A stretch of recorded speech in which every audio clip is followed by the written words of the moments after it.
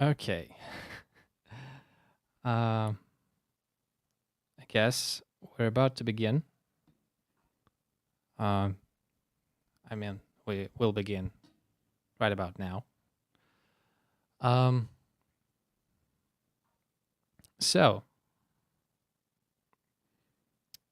let me check that everything is fine on my end.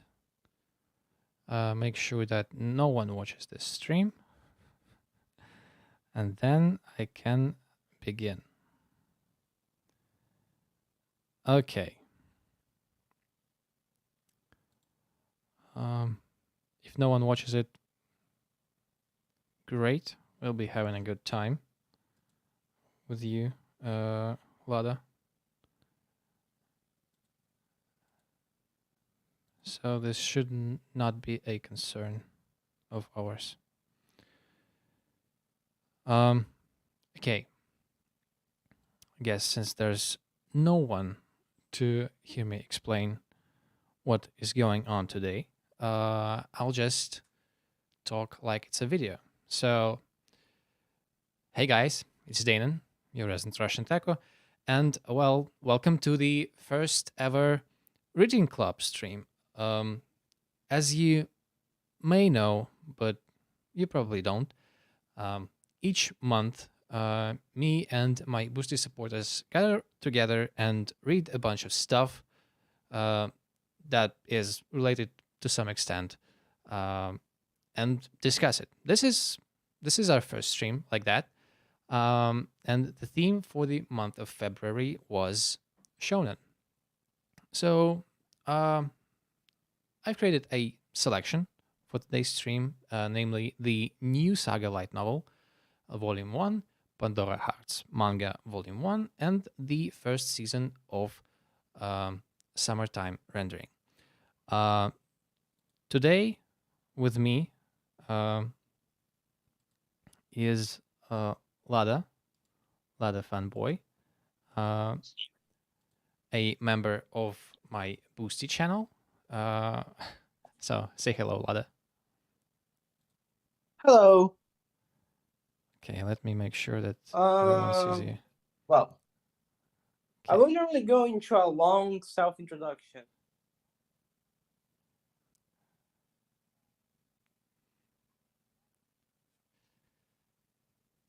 Okay. Well, Lada, you've just had your birthday, so happy birthday once again. And you probably no one hears you, which is a problem. Hold on a second. Bum, bum, bum. This really is a problem.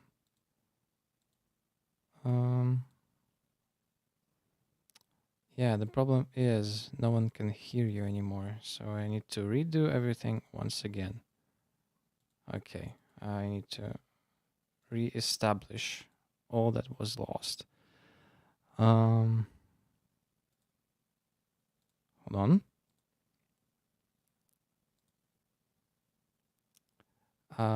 Not right now, but they will in a second. Probably.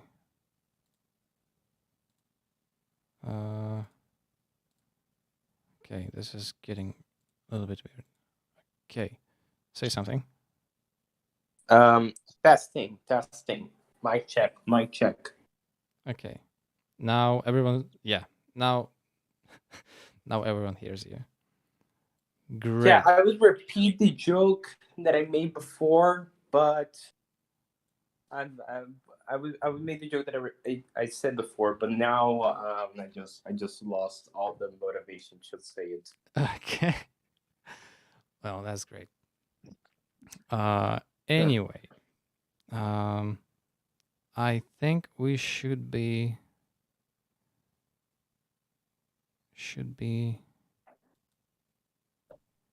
yep. Should be. Yes, now we'll be moving to the topic at hand. Namely, Yes. namely. Okay, so namely shonen. namely shonen, yes. And I would like to start with summertime rendering All right. because we both watched it to some extent, not Mhm. completely. You and I. How many episodes Yes. were you able to finish? Half of them. Essentially, I was able to like watch until episode 16 or 17, I think. Oh, that's quite a bit. Yeah, Uh, I did not watch anymore because I just lost the motivation to watch that series. yeah. I I'm kind of on the same page with you on that.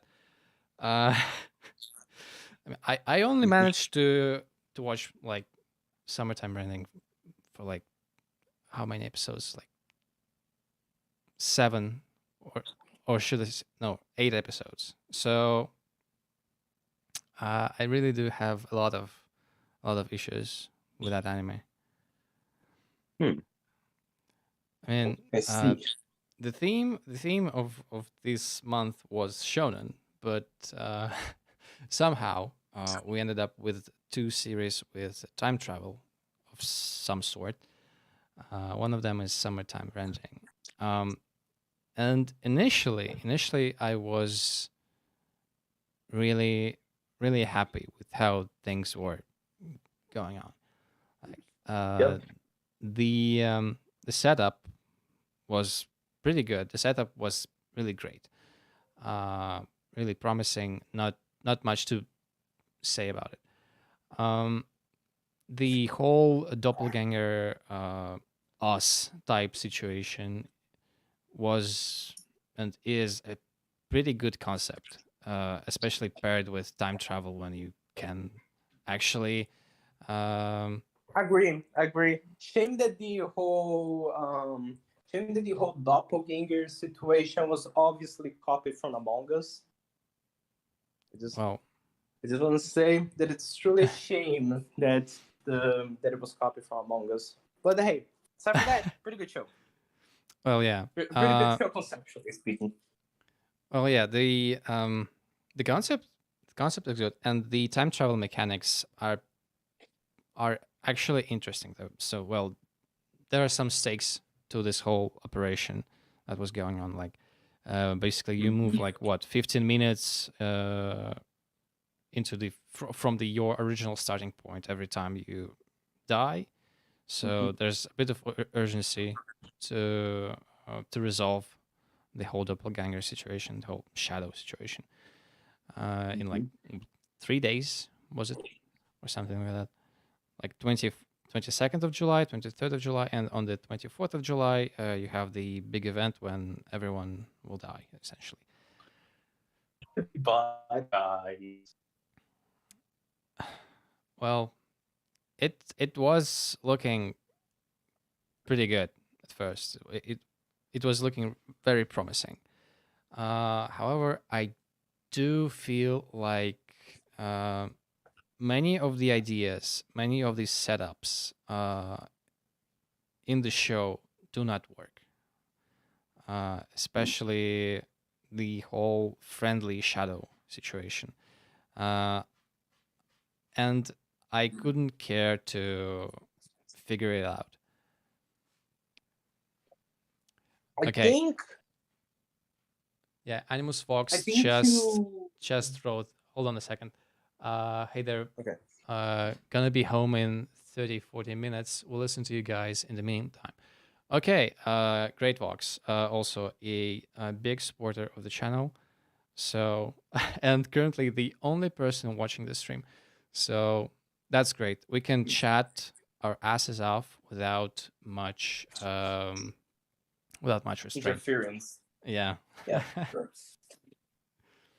Um, but anyway, if you ask me, I think the problem was not even the setups exactly for summertime rendering. I think the problem was just that, like, first of all, here's one of the main things.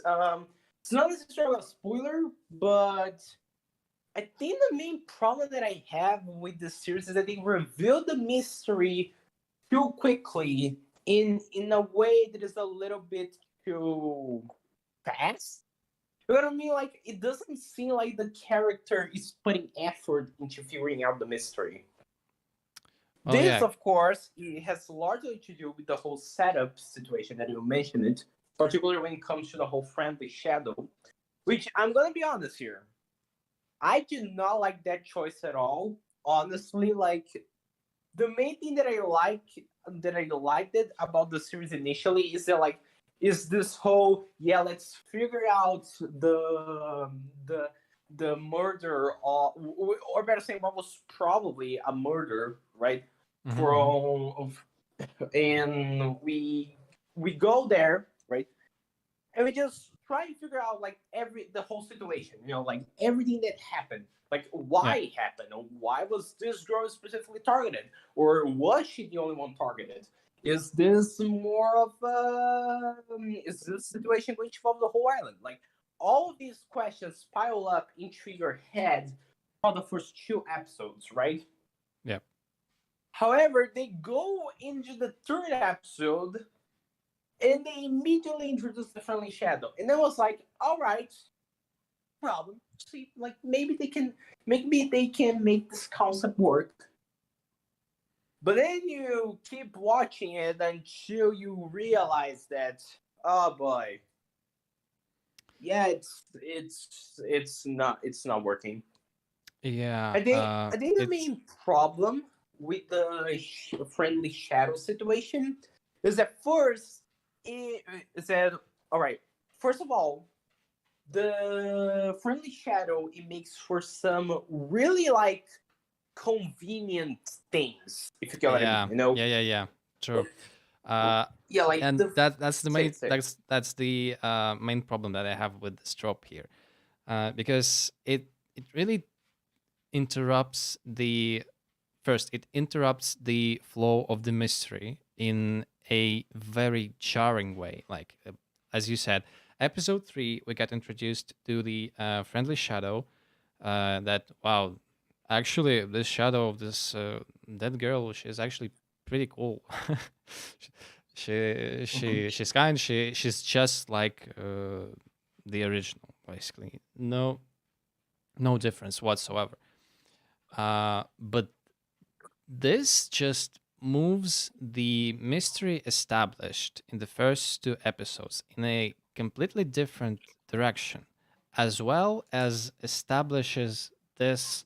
Oh, and then at like episode 7 or episode 8, I don't really remember. Um, they show us the show, the whole background of how they met, how the shadow met the original, how they cooperated, and so on and so forth.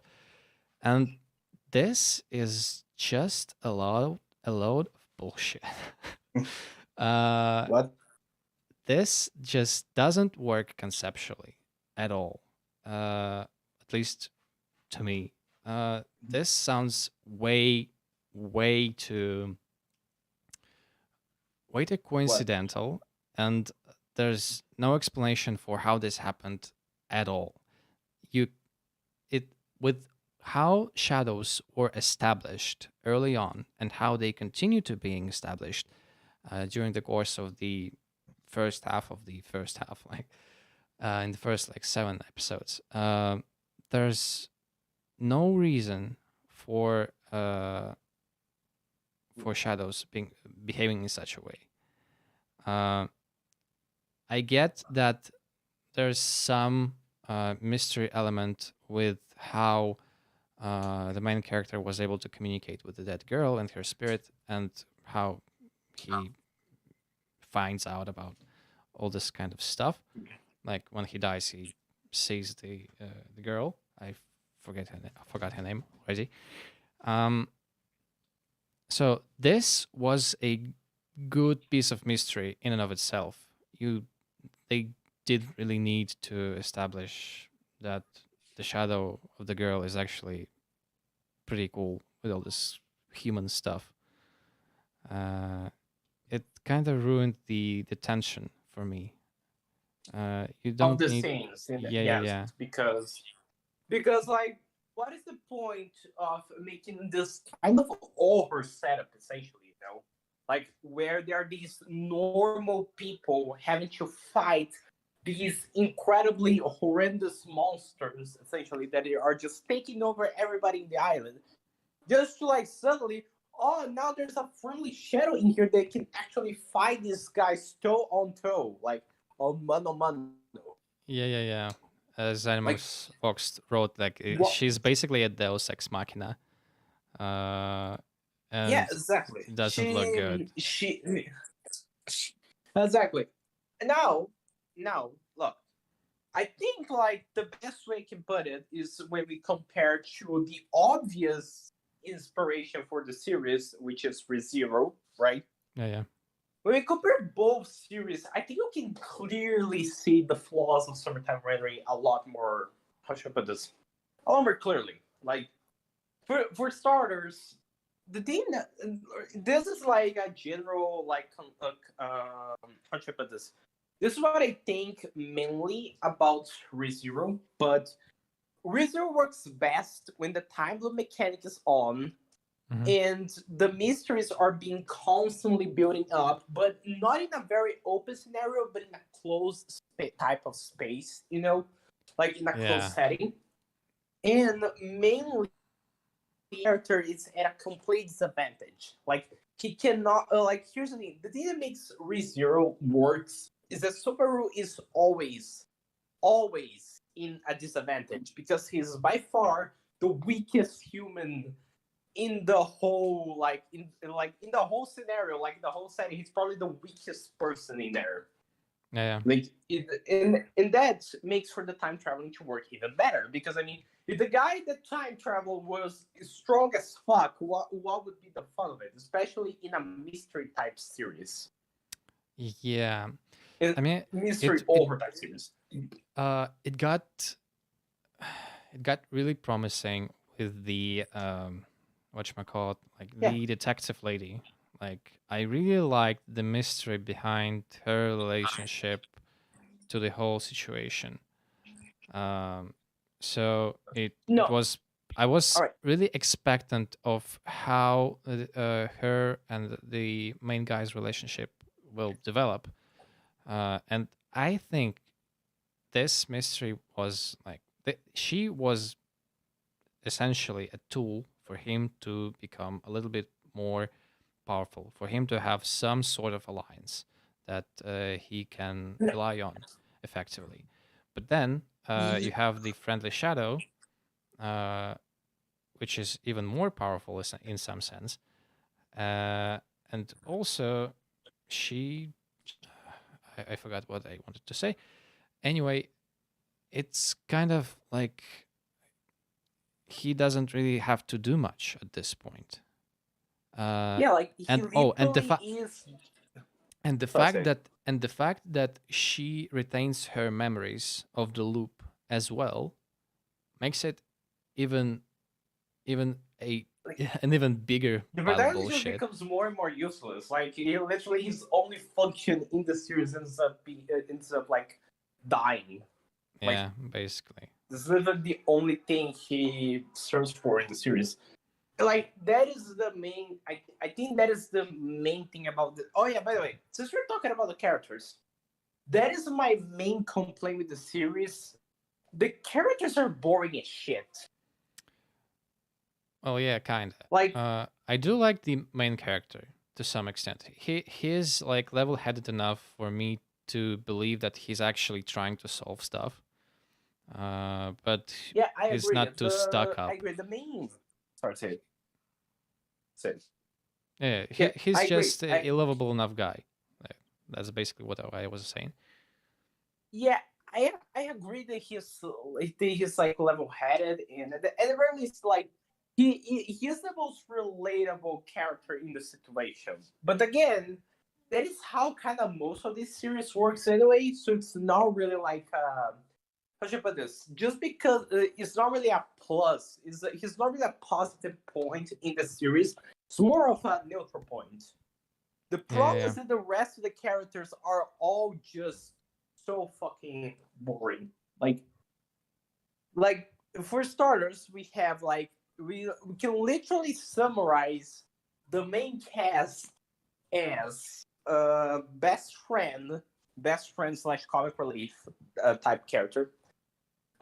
We have the love interest waifu, the how should I put this? The the little sister slash also another love interest, but it's yeah. obviously not going to be Oh, by the way, the they main are not focus blood point. related, but they are not blood related, so it's all good. No, no. Yeah. I mean, Oh it's my. pretty funny. Yeah, I get got.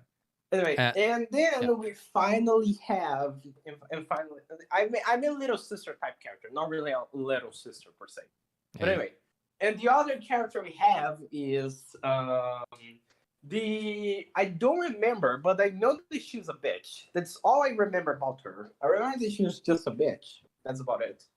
Oh, yeah. Yeah, there's Probably also haven't the gotten there's to also that the point. yeah there's also yeah it's a pink haired one if I'm not mistaken. Yeah, okay.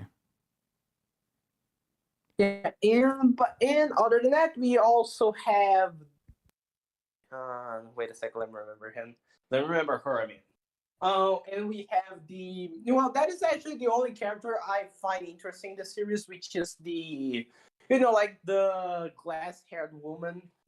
I Oh mean, yeah, the glasses woman with the yeah, yeah, double yeah. personality disorder, or That something, that, or that some shit that's like that, that. that's kind of whack though. Like the whole Yeah, thing like with it is her so whack. being You do I mean, you it's do it's a not cool expect that concept. concept in a series like that. It's a cool concept, but it's a Yeah, bit not dumb. not really good for a mystery series. Yeah, true. And also, Yeah, like and by then the way, hold on. yeah. Hold on a second. Animals.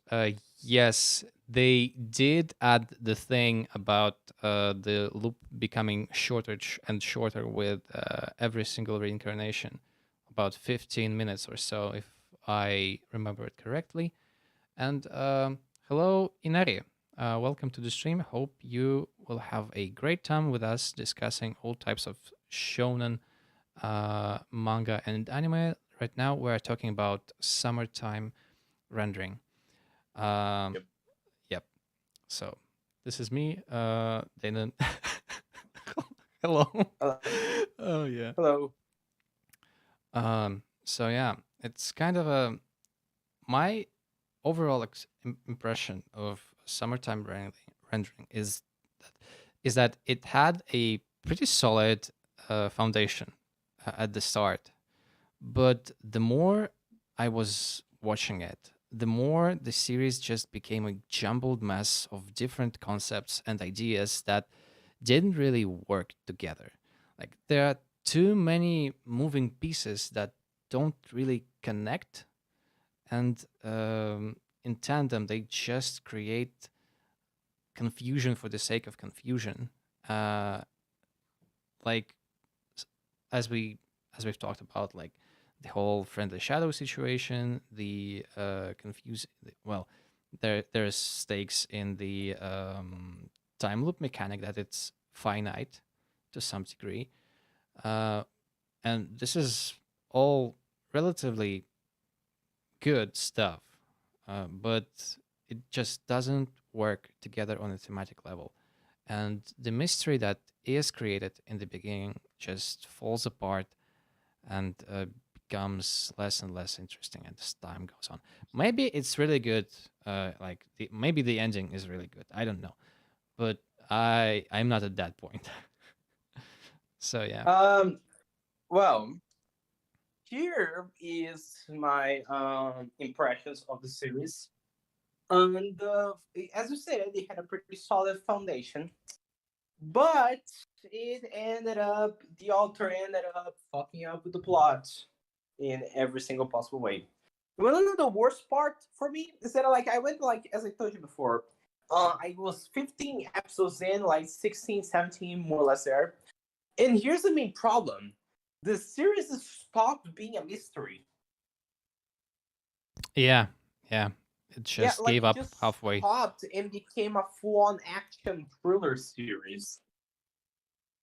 And like at that point, I was like, yeah, like it went from like more or less interesting um to like a very jumbled mess, and now it just became completely uninteresting.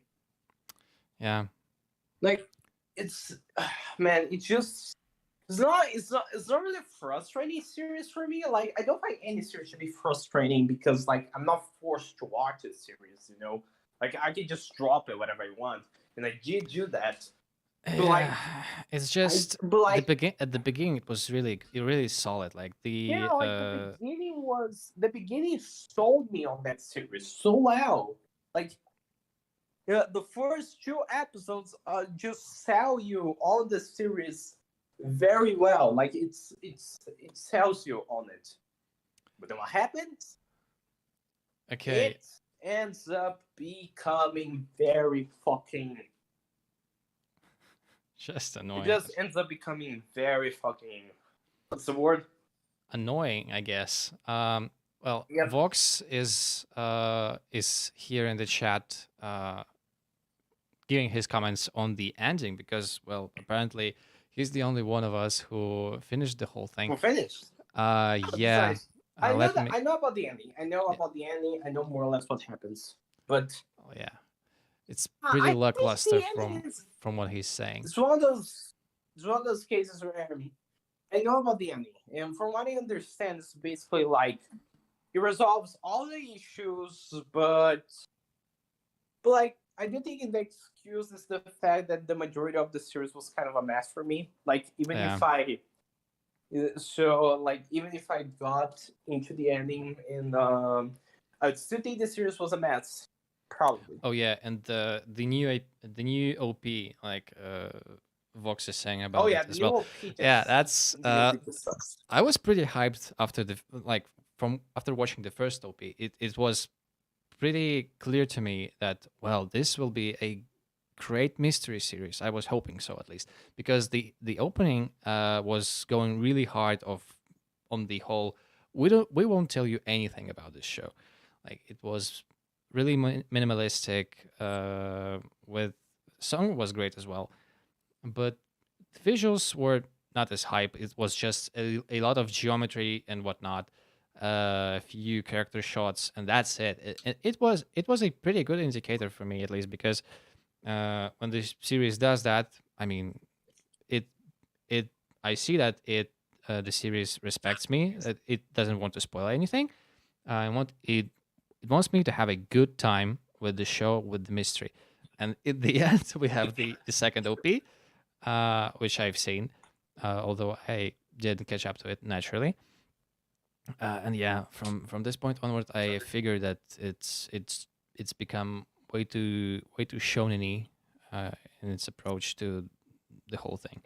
I mean, I've seen a few Okay. series do an 180 like that, but usually it was with comedy, not with mystery. Like, from example, the Hitman Reborn. It was a pretty solid comedy up to like what a few volumes deep, and then became a full-on shonen with magic powers and scaling and all the fun stuff we love from Bleach and Naruto and all this stuff. Yeah, yeah, I get that. Like that is the thing. I like when series do 180s. However, the 180s need to be deserved. If you get what I mean. Yeah, yeah, yeah. Like it That's true. like whatever genre it was, it had to completely satisfy me and then jump into the next genre, if you know what I mean. You know? Yeah. Vox, Like the keep your thing fingers warm, buddy.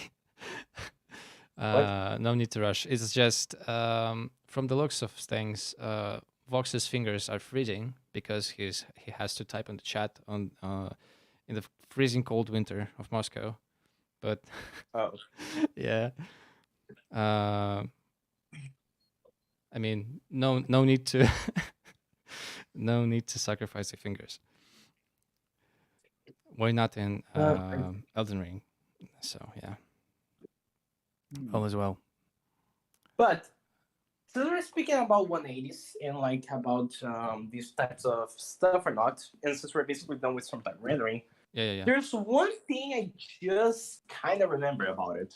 But like, we talk about 180s, but there's one series that is infamous for that, and I think you know what series I'm talking about, right? I'm not sure I follow, but yeah, The continue. Promised Neverland.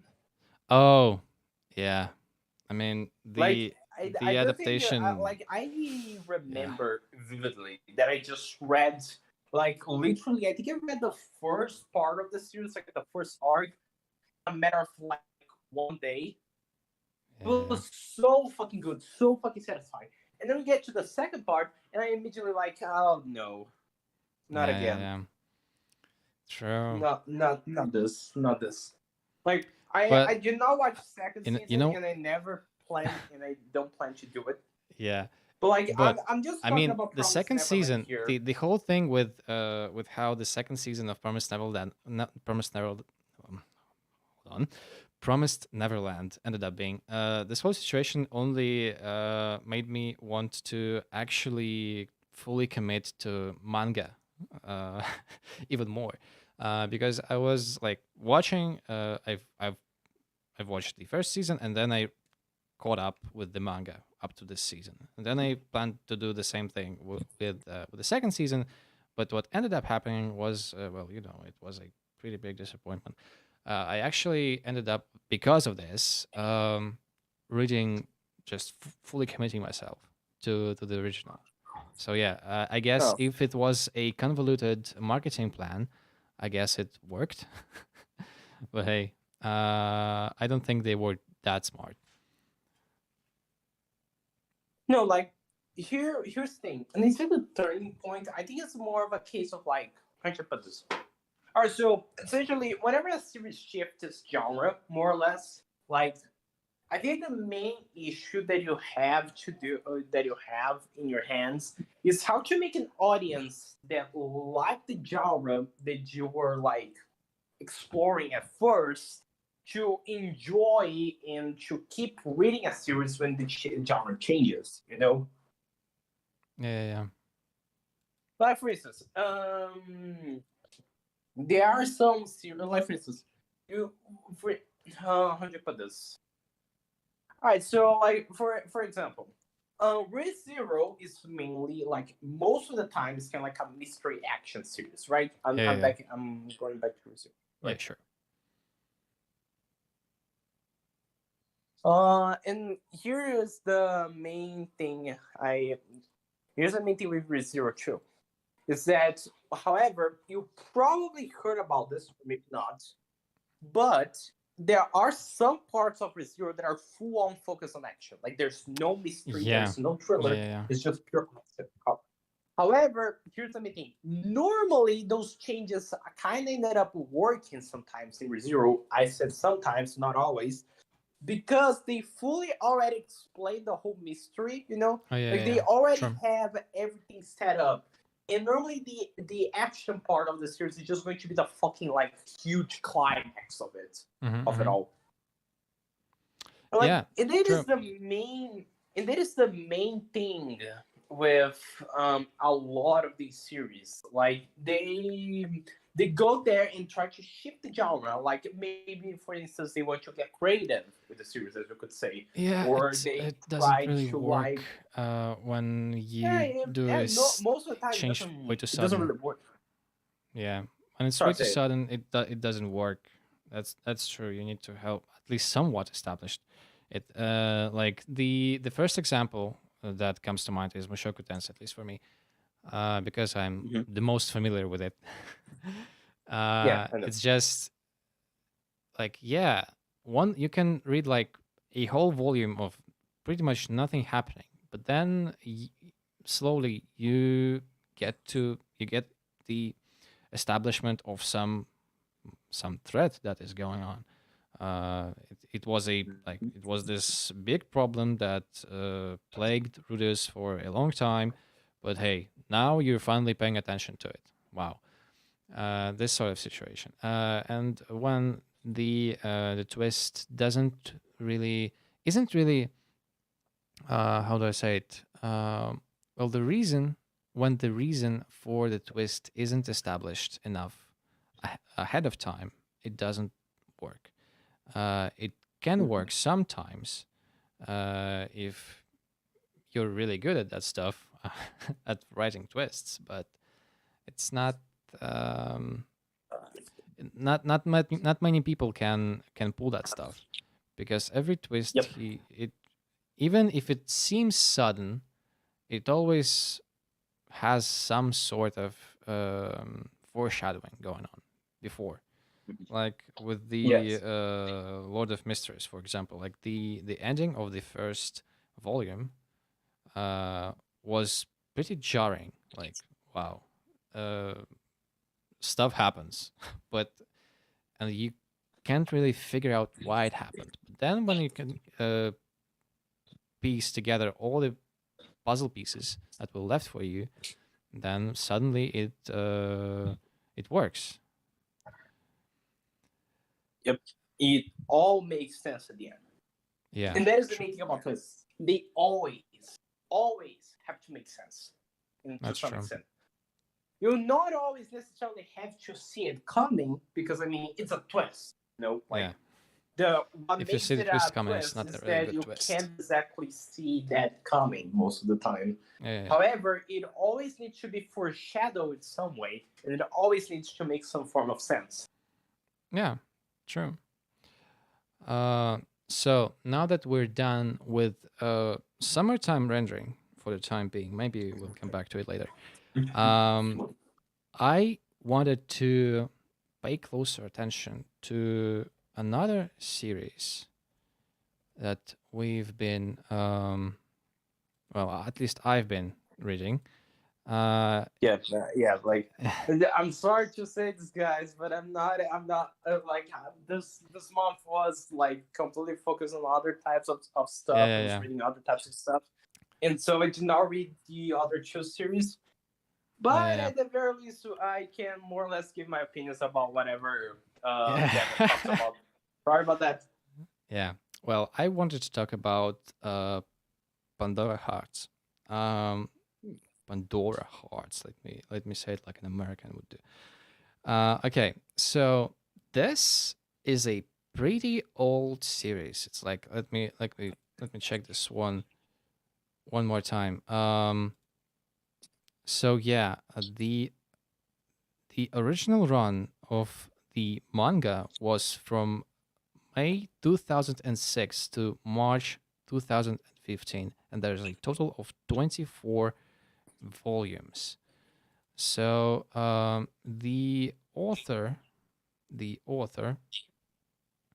uh, of Pandora Hearts is the same guy who wrote the case study of Vanitas uh, and Crimson Shell. So it's a pretty well established author, and this is one of the earlier works of his. Um, and I must say, from how things started to shape up from the first volume, at least. It's not a long volume. It's just 4 chapters long, but they are pretty hefty. Those chapters are pretty beefy.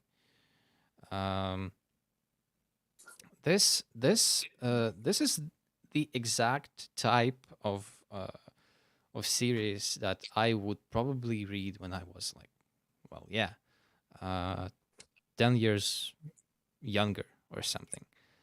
Uh, it's it was pretty odd for me to actually read this series now, because like everything about it feels very very nostalgic, especially um, well, I mean everything, the art style, the power system, the tropes that um, the author uses.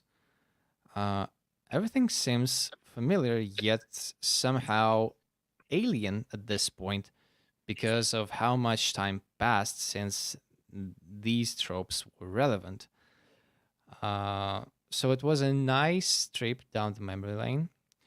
But to talk a bit more about how this story works and what it is about, well, it's your typical special boy type of situation. The main character Oz. I don't remember his last name, but basically Oz is a pretty special boy. Not only because he is the son of a great noble who just turned 15, which is a um, age of adulthood, naturally. um, well, he also establishes a contract. He becomes a contractor of a pretty powerful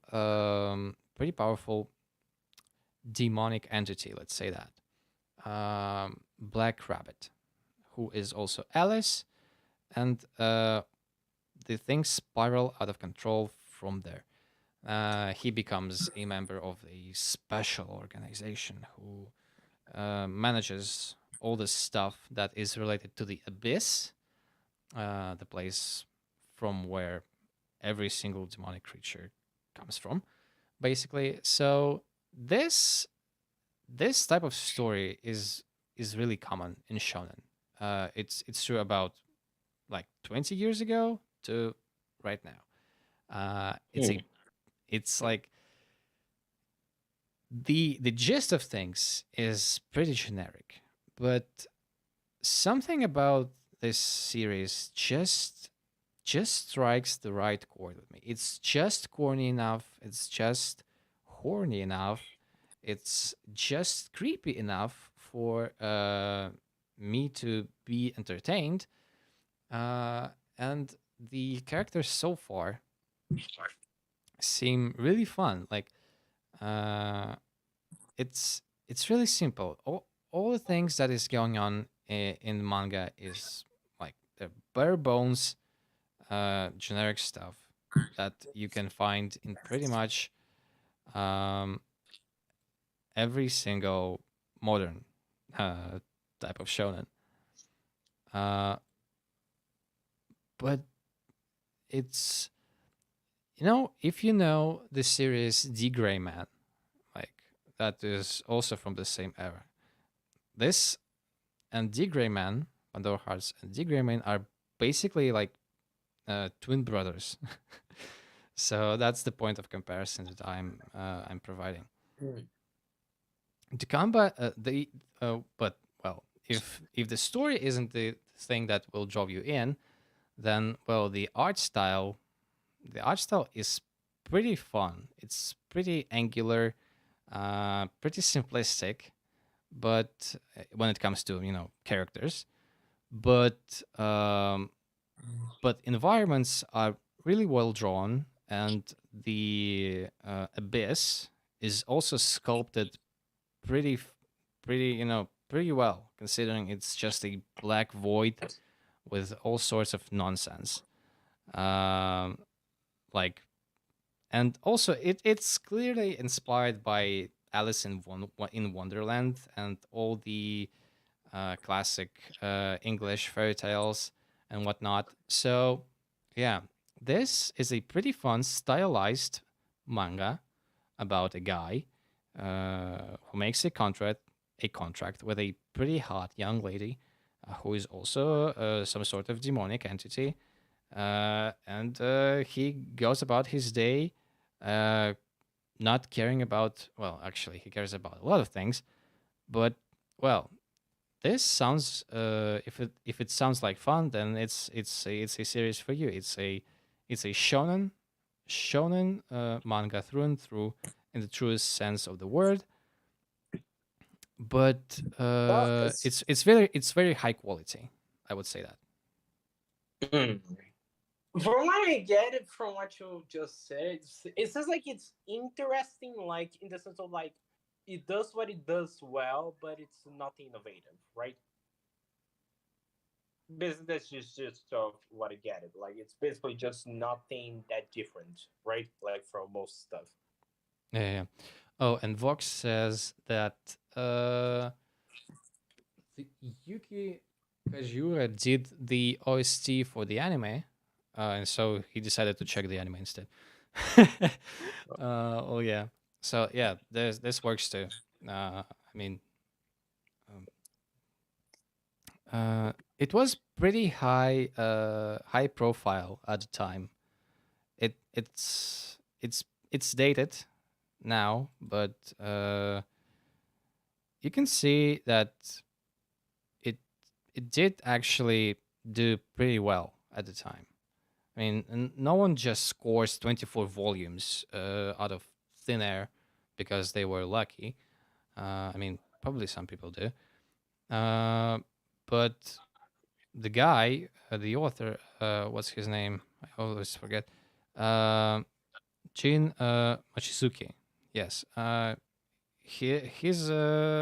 He's built his reputation. He's built a name at this point. Um, and Mhm. the memoirs of how how is it in English? Memoirs of Vanitas, or how? I know a little bit about Ventus. I Yeah, never case study of watched the Vanitas. anime, but like I saw that it was like it seemed a little bit interesting, but it looked a little bit how should I put it? How should I put this? Yeah, like it looked interesting, but not enough to the point that I would go and watch it. You know. Yeah, yeah, yeah. I totally get that. This Pandora Hearts, especially now, is a pretty hard sell. Like, uh, because you know the visuals and the art style isn't that crisp as we like it today. Because we are eating Yeah. good, we're eating good. Our stories are getting more creative. The art styles are getting more polished. Uh, and well, this is just a retro type shit. So Yeah, it's yeah, basically what would happen if you asked your grandchildren with a PS5, like, "Hey kids, you wanna play with me on my Super Nintendo?" yeah, yeah, yeah. That's kind of how I Basically, what. felt about about Pandora Hearts. It's like pulling pulling like Nintendo 64 from like your cupboard, that from your dusty cupboard. You forgot about this console like ages ago. You didn't even know that you still had it, but then you pull it out, uh, brush the dust away, and and put it next to your PS5, and just fiddle with it for a couple of minutes. Uh, but yeah, it's still a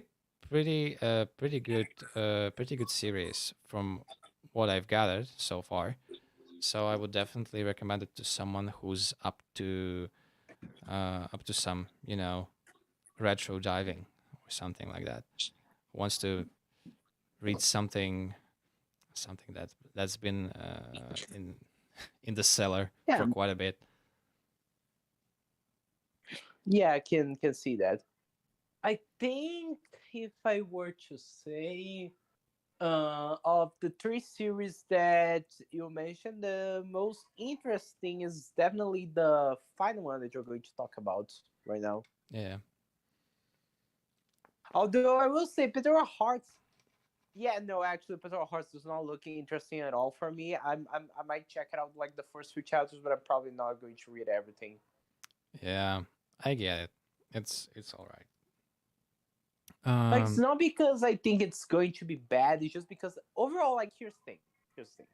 It's yeah. not that I'm not into shonen, but like I'm into very specific types of shonen. I normally don't like when it's like your typical just go there, fight the bad guy, and like the whole. All right, basically, I'm not into like My Hero Academia or Jujutsu Um, Kaisen type of stuff. Like I sometimes will keep up with the anime, check some chapters when I feel like it. But overall, like those are not the types of stuff that I'm into it. You get it? mhm. Yeah, yeah, yeah. I totally Like understand that. yeah, like normally I'm more into like either the shonen needs to be a cerebral type shonen, if you get what I mean, kind of like kind of like Death Note, Oh yeah. or like kind of like Death Note, if you get what I mean. You know, Yeah, like series that are that's the only example. Yeah. more cerebral, like not cerebral. That's not what I mean. I mean more like series that are more like they are battle shonens, but they are with the mind. You know, like that's the type of stuff I'm into. Tactical shonen. Like, Yeah, tactical shonen. Exactly, exactly. can I coin the term tactical shonen? Like, I think that that's a pretty good category for, for Yeah, shonen. I agree. I agree. Like, Like for instance, overall all the stuff I've read recently, like there is one show that I've been reading, right, which is, which is like the Trash of the Count's Family, right, that we yeah, talked yeah, about. Yeah, like that is a shonen series, and it's very much how do I put this, it's a very interesting like tactical shonen, because it does not focus on power systems at all. Like there is powers in the series, but it does not focus on that. It focuses more on the strategies that the main character uses to overcome his enemies and also to control situations. yeah. He basically, like, yeah, the gray cardinal of of the whole story. It's just he's lazy. He doesn't want to do anything. He wants other people to deal with stuff, so he needs to figure shit out to make it happen. Actually makes him Yes, do a lot more work that he initially wanted. But hey, it uh, all worth it for that slacker life. yeah, yeah, yeah, that's true. Also, and well, Like I think the best way I can put the the best way I can describe the series to someone who never reads it is that it's basically like, imagine the perfect middle point between like the selfless, with an unbreakable will main character, and like the cold, calculative bastard main character. You know, like he's basically the middle point between those types of characters. He's both yeah. calculative, but also like very selfless to some extent. I mean, And he's oh smart, yeah, but by the way, that is also the he's most, not an asshole, basically. yeah, like and that is the most interesting part. By the way, this is the funniest part about the series. The main character is like he's like the best tsundere, honestly. Like Oh yeah, he is a fucking tsundere and he owns it. that's true. He owns the title like a king. Like a count, I would say. Or yes, exactly, exactly. Yeah, And that is like what makes, I think, how should I put this? The thing that makes this series mainly work for me is the fact that like it's not really focused on action. It's way more focused on like the strategies, as I said before. yeah, yeah, But it also like, I think the most interesting thing is that the main character, Ko, yeah. Hmm. he is, although he is the main character, and he develops throughout the series in some very subtle but interesting ways. I think what makes it interesting for sure is the fact that the world overall, it feels very much alive, and Ko, as the main character, of course, he is constantly doing big things and impacting the world, That's which true. is something that I really like. Honestly, that is the main thing that I actually liked about stories such as Solo Leveling. Because like Solo Leveling might have like a very crap story, but at least one thing that it manages to do it right is the fact that the main character, like his He's strength proactive. and overall just whatever he does, it Yeah, impacts the world in a he's very very like proactive meaningful way. and hype. Yeah, being proactive and Yeah, creating a lot of hype are the main and only strength of solo leveling. Thank you very much. Uh, I really true. don't. No, I'm not disagreeing with you. Yeah. I'm not Well, disagreeing with you. yeah. What I I meant to just don't say really is like like, solo leveling. yeah, what I Uh, meant to say is that like the only point that I'm more or less positive towards Solo Leveling story, despite me not liking the story at all, is how the main character actually impacts things. You know, like yeah. if the like for instance, if what I meant to say is that he's not like, yeah, obviously this series is a power fantasy where the main character just like literally, literally like He's just literally defeating enemies like a boss. But the thing that makes it interesting is that at the very least, the reactions of the people around him Are because of this funny, power yeah. Yeah. are very human to some I mean, extent. To be honest, every you know? single main character needs at least 300 hype men who will hype him up and make him look Yeah, really sure. good. Yeah, Also I don't think about the necessarily like powerhouses and all type of stuff um, that is related to them. We have another another last series that we've decided uh, to read uh, this month is New Saga or Tsuyokute New Saga. Well, this is also a blast from the past. The original novel was released in April 8th, 2013, and ended up on July 2nd, 2018. So, and it consists of total of 10 volumes. So, it was the last read for us this month. And well, I'm happy to report that it's one show that is getting an anime adaptation. There is manga, there is a light novel, of course. There's even a little bit of a web novel. And now we're getting an anime adaptation, which looks pretty promising. You can see the trailer, like right here on your right. Um, well, you didn't read it, right, Lada? Yeah. Well, actually, well, to paint you the picture of how this story works. Well, it's a story that is familiar to most of us. Uh, we all probably saw or read something like that. It's the second occasional, unplanned time travel story of this month. Um, yeah, but it's just one one instance of time traveling this time. It's not like summertime rendering. So basically, we have our main character, Kyle. Yes, his name is Kyle. Uh, hey, Whip Sparrow. Hey to you too. So now we're talking about Tsuyokute New Saga. It's a light novel from like way back when. So here's this main character. Of course, it's a fantasy world. We have our main guy, Kyle. He is okay. Kyle, doesn't matter. Okay, and he is one of the top dogs in humans military. He's one of the heroes who is responsible for taking down the Demon King. So well, the things between demons and humans were going pretty well up to a certain extent. But then the new demon lord decided, well, I just need to kill a bunch of people now.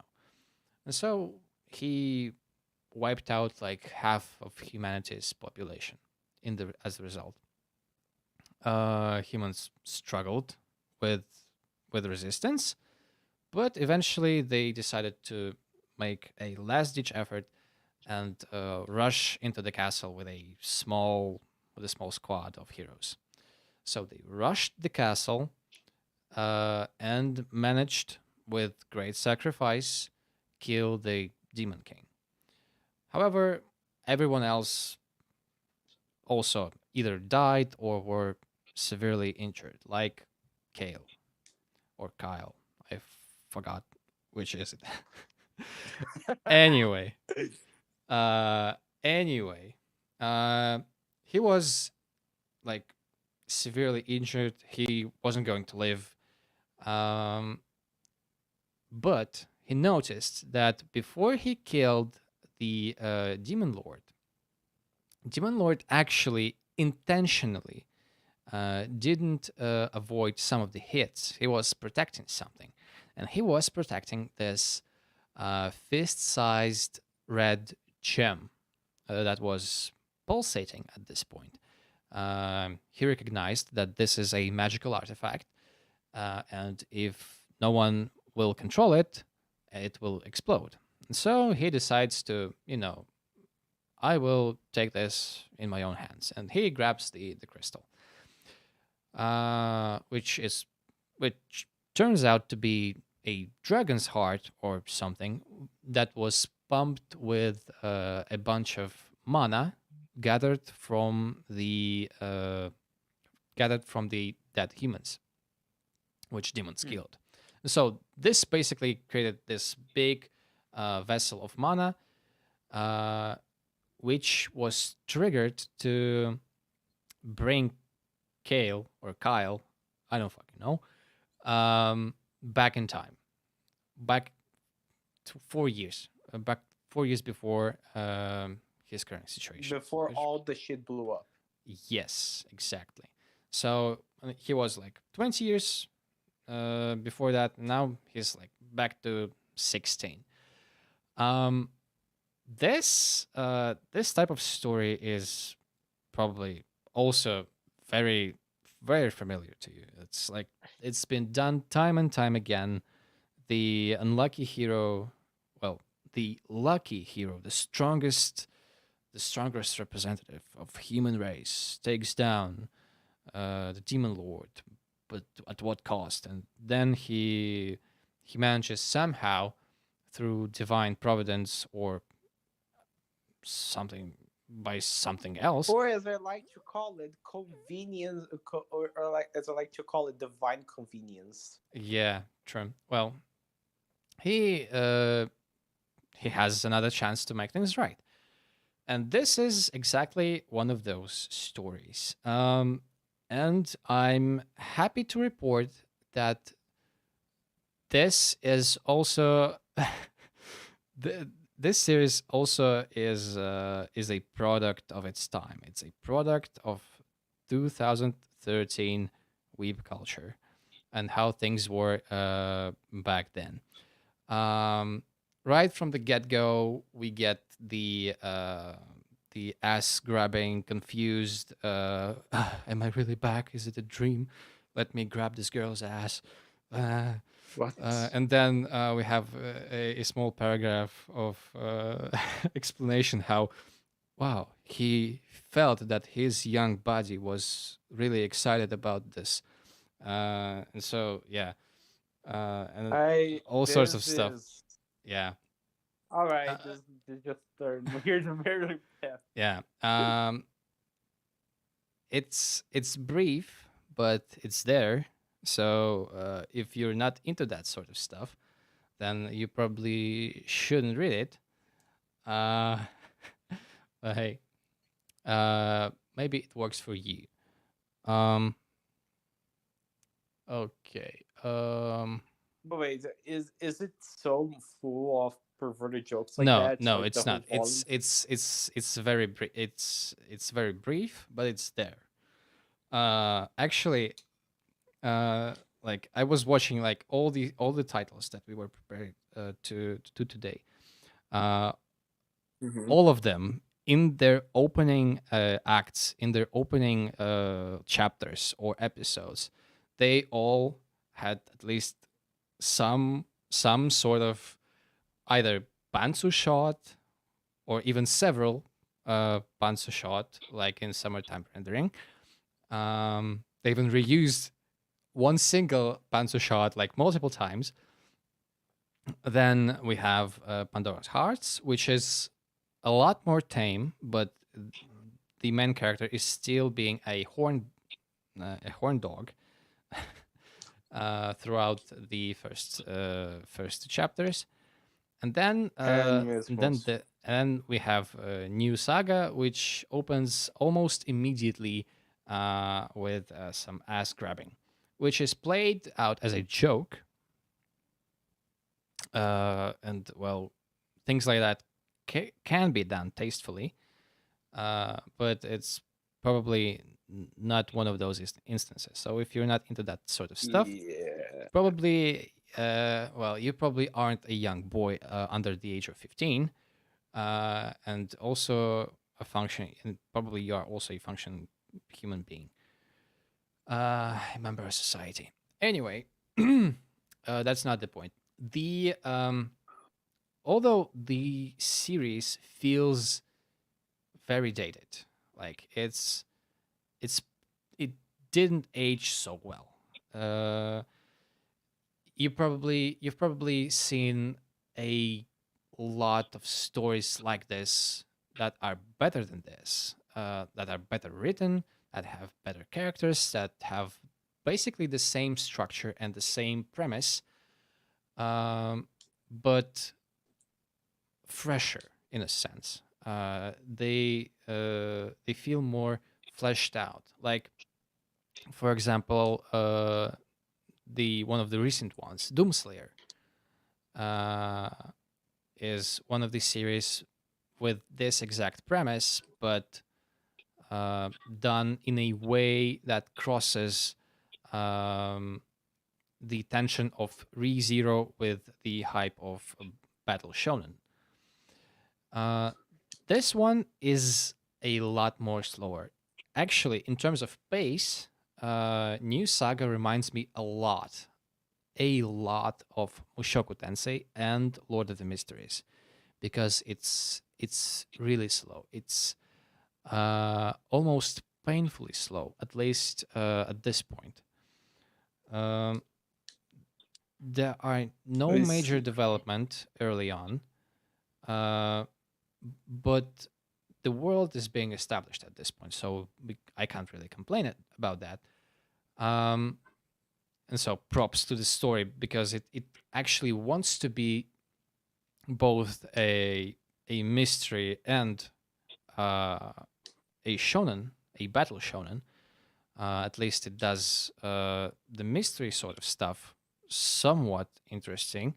It makes it uh, more plausible and believable and fleshed out than summertime rendering, at least. So that is good. Um, but if you're not into the whole, I know how things end up being, then probably you wouldn't be interested in this as well. But if you like stuff like Trash of the Count's Family, Omniscient Reader's Viewpoint, or other stuff like that, like I don't know, FFF class Trash Hero. If you like this sort of thing, then this will be right up your alley. Especially because, well, it's one of the earlier examples of this type of storytelling. The characters are certainly intriguing.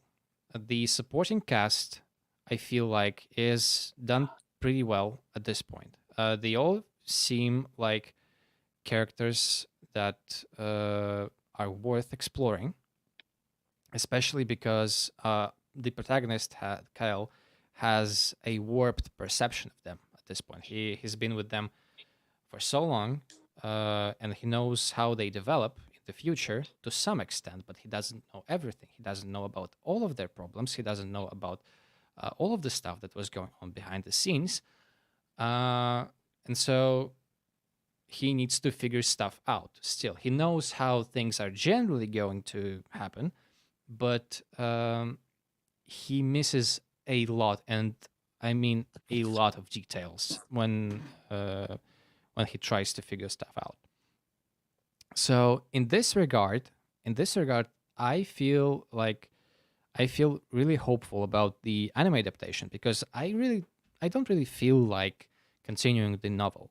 The novel is well, first of all, it's not completely translated yet, and second of all, uh, I feel like they will bring something new for the anime adaptation. So I would recommend to hold on for that, especially because it will air sometime uh, this summer. I mean, probably in July, if I remember correctly. So that's kind of where I stand on New Saga. This oh, and don't check the Do you think the anime will be so much better than the novel, or is that like just your general impression of it? I think the anime will cut a lot of unnecessary fluff, and so that's why Oh, I think that anime will probably end up being a better version, at least for the modern consumer, because manga is really slow. Manga is like painfully slow.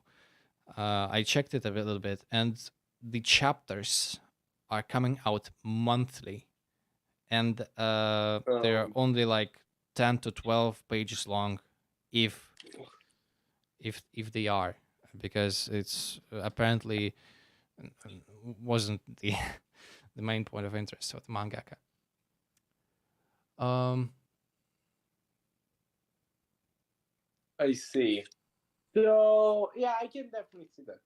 I mean, to be fair, like there are how to put this. It's very hard for me to think about normally anime adaptations that ended up being like better than the original series. yeah, Because like I'm not saying that you're wrong. It's probably going to it might be a little bit better, especially because is the series finished or not? Like the light novel series. I just noticed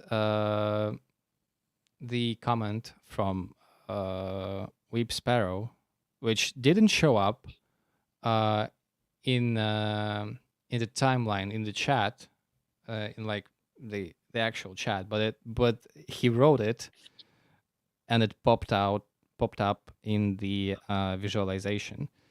Uh, uh, First thing to do after going back is to touch a girl's ass. Amazing start. Yeah, actually, for some reason, a lot of early shonens, like 2000, 2010s shonens, start like that, like with an almost obligatory pencil shot or ass grabbing or something like that, which is which was certainly a thing in the past, and now not so much, although debatable. Some series are Yeah, some series is way still good. way too over their head with this sort of stuff.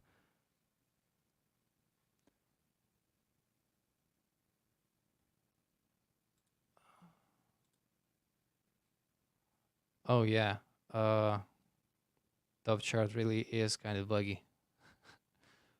For some reason, What? it didn't show. Okay, it doesn't matter. It's just I was looking at how the things were showing up in on my end in chat. Okay, it doesn't matter. Um, anyway, Vox, you were asking about Pandora Hearts. Um, it aged like fine wine, in a sense that you have to be a sommelier or someone who really cares about that stuff to properly enjoy it today. But it aged. It definitely aged. Not in the best ways sometimes, because it may seem a bit too cliche for the modern consumer. We've seen this time and time again. It's your typical shonen special boy thing. Um, but it still may be pretty interesting, pretty good. Uh, if you're into that sort of thing.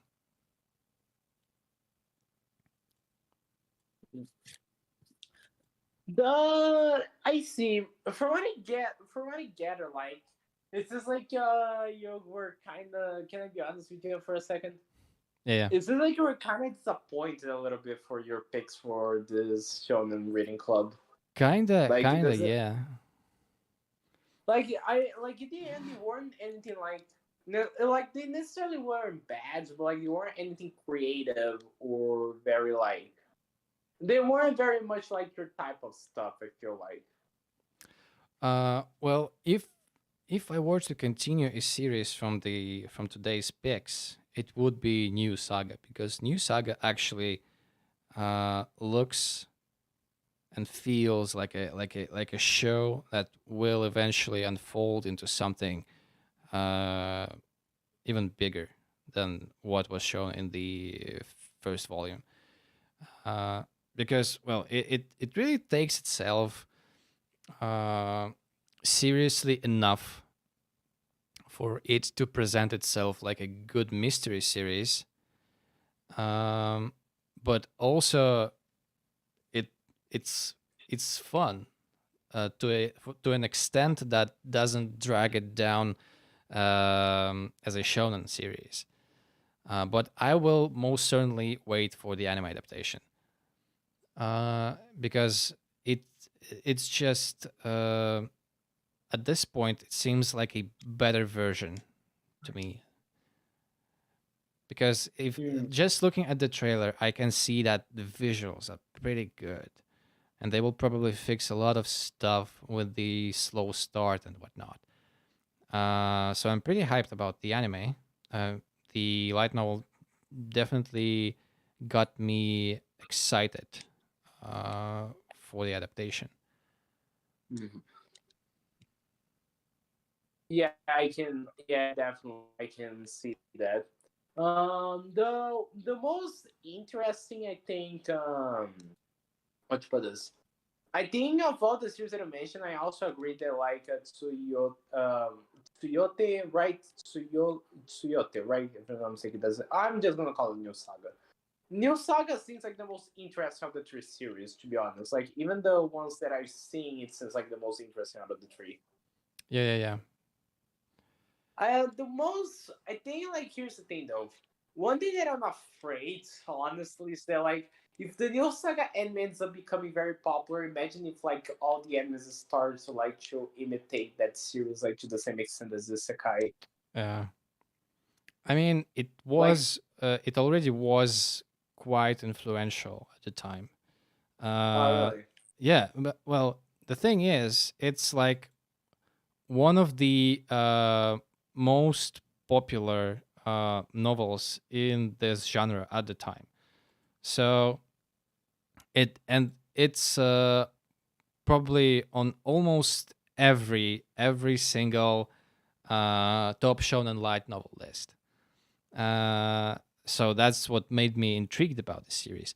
But now, and I feel like the adaptation will definitely catch some attention. It will definitely turn some heads and attract some eyes. So I'm just hoping that they fix some of the slow and creepy stuff from from the volumes, from the novels, and make everything a bit more polished. Because it this novel really reads like an early day proper mystery shonen novel. Like it doesn't go for anything too abstract. It doesn't go for anything too extravagant. It plays its hand pretty safely, but drives enough of cool stuff in your face for you to be hooked, to be entertained. Uh, but that's not, as I said, that's not the reason why I really enjoyed it. It's because the mystery is playing out to be a pretty fun journey. It's not like it definitely isn't as it's not as confusing as Steins Gate, for example. Certainly, Hmm. uh, but it's still well put together for it to stay interesting. So that's I kind of see, I thing. see. Yeah, kind of something like that. Yeah, like it makes sense, I guess. I think how to put this. Here's the thing. I am not, as I said before. Normally, the type of shonen that I'm into is not really like it doesn't really feel like shonen. If you know what I Yeah, mean, yeah. like it's Tactical shonen. normally yeah, it's more tactical shonen that I'm more into. And either that or the shonen needs to be like really, really good to call my attention. Like The I would say fights it need to needs be really good, to, yeah, essentially. exactly. Like for instance, I won't go out of my way, at least not at the point that I am right now in time, to go and read like something like fairy tale, you know. Yeah, true. Like I won't like, not just because I'm not into a series like fairy tale, but because I know that it won't be like necessarily a good time for me. Like, in that it goes not Yeah, just for fairy tale, but for the majority of shonens.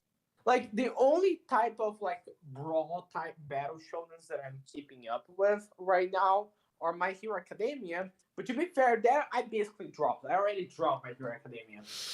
yeah. At this point, the whole series has become it's It's a mess now. it's just a It's shit basically show a at mess this now. point. I mean, Yeah, exactly. And Jujutsu Kaisen, but Jujutsu Kaisen is just because of the pure fun of it. Like, to be yeah. honest, I'm not saying that it's necessary. Like, how to put this? Jujutsu Kaisen seems like the child between Naruto and JoJo, Oh yeah, essentially. Like, it's kind a of. mixture of Yeah, both of them. yeah. That's that's true. Jujutsu Kaisen really does feel that way. Um, Yeah, exactly. And also, because of that, sorry. also, I'm uh, Chainsaw Man is another example of that, but Yeah, true. But here's the thing about it's more Chainsaw psychological Man. in a sense that it does more how Yeah, do you like put it, more it's character way more. relationships and whatnot. Yeah, exactly. It's way more like a psychological type of series. No, actually, I would even say the Chainsaw Man is way more of a thriller, to be honest. More specifically, like, it has action and it's mainly action, but like the other type of genre would say Chainsaw Man fits up very well. It's a thriller. Yeah, Because like after the Katana Man arc, like it's impossible to not think of Chainsaw Man as kind of like a thriller type thing. yeah, Because I mean, like, Chainsaw Man is like the arcs, at the very least, the later arcs of the series after Katana Man, they feel way less shonen, if you get what I mean. Like, they yes. start to That's feel way totally less true. as shonen and more like a very fucked up spy thriller It's to an like, extent. yeah, it's like, yeah. Um, Tatsuki Fujimoto just said, "Okay, I need to convince people to publish this shit, and then when you're hooked, I will do whatever the fuck I want with it, and you will love it." Exactly. So that's the feel that I have, like, pretty much about Chainsaw Man since the as you said, yeah, Katana Man arc. Yeah, exactly. That's It's such a good feeling. That's the twist. That's the 180 that we were talking about. yeah, That's exactly, the way to do exactly. it. I mean, so Exactly. Like exactly when season one stops, it stops. Like when season one ends, it's like, all right, fun and games is over. Time for shit to get real. yeah, Like, pretty much. it's yeah, like it's how to put this. Chainsaw Man overall is probably my favorite shonen at this point, but not even necessarily because, like, here's the thing. One thing that I'm a big, huge fan of in a lot of situations is when the series go and subvert the tropes of the genre that it presents. You know, like Chainsaw Man. If you think about it, to some extent, it's very much a subversion of what shonen, more particularly shonen. Shonen characters are. I mean, like, for instance, one very specific analysis of a character that I like is, like, by the way, just checking, but like, there's no problem if I talk a little bit about Aki, right? About what? Like, how? No, no, no, nothing. It's just, I'm not going to get into spoilers. I'm not going to get into spoilers with Aki, but essentially, the interesting part about him is that he Oh, is Aki. You mean Aki? Okay, essentially yeah. yeah, I won't get into spoilers, don't worry. The thing about Aki that is interesting about him is that he's very much like the typical Sasuke type character, like the famous Yeah. revenge driven main character. The However, black hair, the here's where he gets gloomy, interesting. groovy guy. Yeah. What? Yeah. But I'm continue. sorry, what did you say? Continue. All right, so here's the thing. However, that is where all the similarities with other character ends. Yeah, yeah. Because the thing that is made very interesting about Chainsaw Man is that because of his serious and completely like humane mindset, he ends up being almost like, I'm not going to say his baggage most of the time, but like he's by far the one of the hunters, one of the devil hunters, with way, how should I put this? Like, sorry, I'm having my hard time processing. But what I want to say is that his mindset is so obvious and humane that even Denji can predict his actions. You Yeah, know, yeah. That's like, and true. that is like like when your actions can be predicted by a literal like man child, you start to realize that there might be some problems with you, and that is the main thing with him. Like, he overall his whole revenge mindset is play like it's almost play for laughs in Chainsaw Man. That's Like, kind of it true. is Yeah. like overall because his whole goal, his whole goal throughout the whole series is to get revenge of the Gun Devil and essentially like everybody that tries to hurt him or his friends. However, the more you realize that the more you realize that like Aki is like predictable and very much human on how he does stuff, and is because of that he is because of this that I feel like I won't spoil ending. Well, let's just say that the results of that at the end of the series are very interesting. Yeah. Yeah. I agree on that completely. Oh, whoa, whoa. And Turns out, there's yeah. also Denji, but Yeah. there's also danger. But danger is more of an obvious example, if you get what I mean. Like, Yeah, yeah, yeah, yeah, yeah. it's very obvious what danger is supposed to subvert in some way. He's like he's very predictable in his unpredictableness. If you can say that. But Denji, yeah, he really is a very special case in that regard. It's I mean, there's no shonen character that made me feel quite like Denji. You know, like the meme, he's like me for real, for real. That's like Yep. that's Denji. Like, this is the most he's just like me for real character like ever. Uh, Huh. and the main achievement of Denji is that he presents a fun, dumb character, genuinely fun, dumb character that has a lot of depth. Like, because usually you want your protagonist, your shonen protagonist, to feel lighthearted, to feel um, kind of not caring about anything at all, to be a little bit of a dumb guy, to be relatable. You can't make your shonen protagonist for the general audiences be too smart, because, well, I'm not that smart, so I can't relate to that character. And you also cannot make them way too handsome, because he needs to be general looking, like, because, well, he's Mhm. not like me for real, for real. Denji somehow uh is this like the most relatable character ever, but he also is his own person, which is, and it is really dumb. He's so dumb, it's almost impossible to be this dumb. Not, well, dumb is a bad word. He's naive and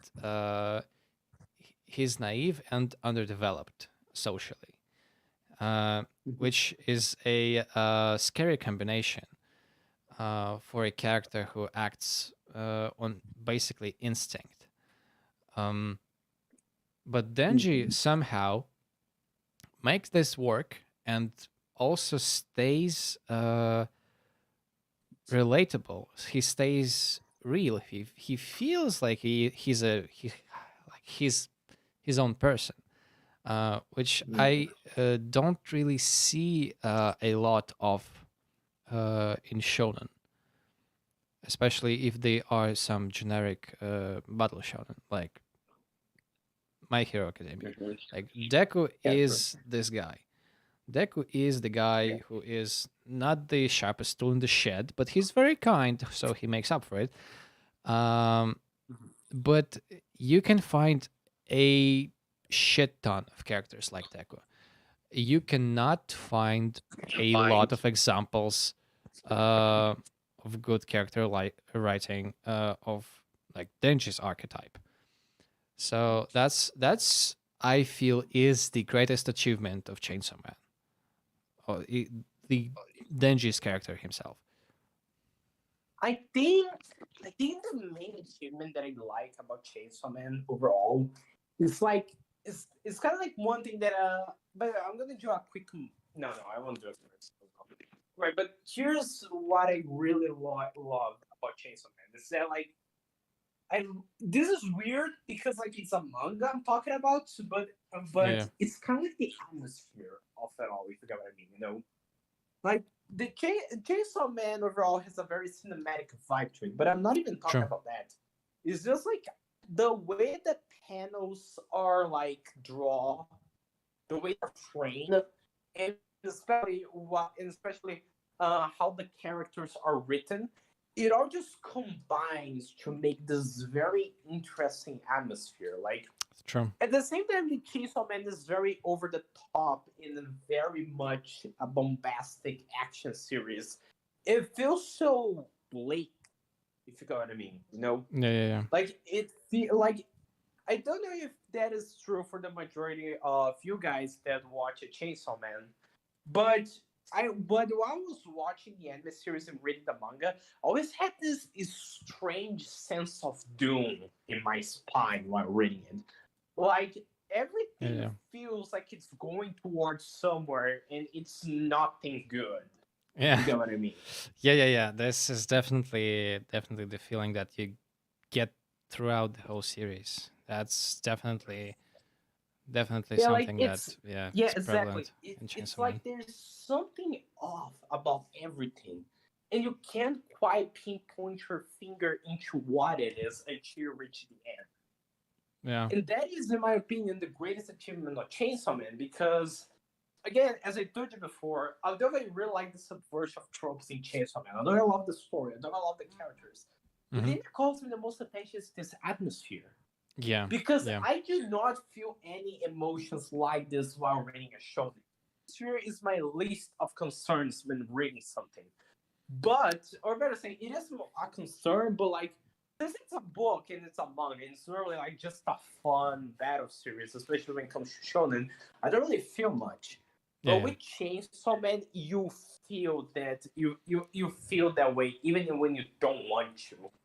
Like Yes. And it's kind of like us. this is like It's a, this is the sign of a good character writing. Like when you feel stuff even when you don't really think about it that much. That's just that's just good writing in general. yeah, Um, exactly.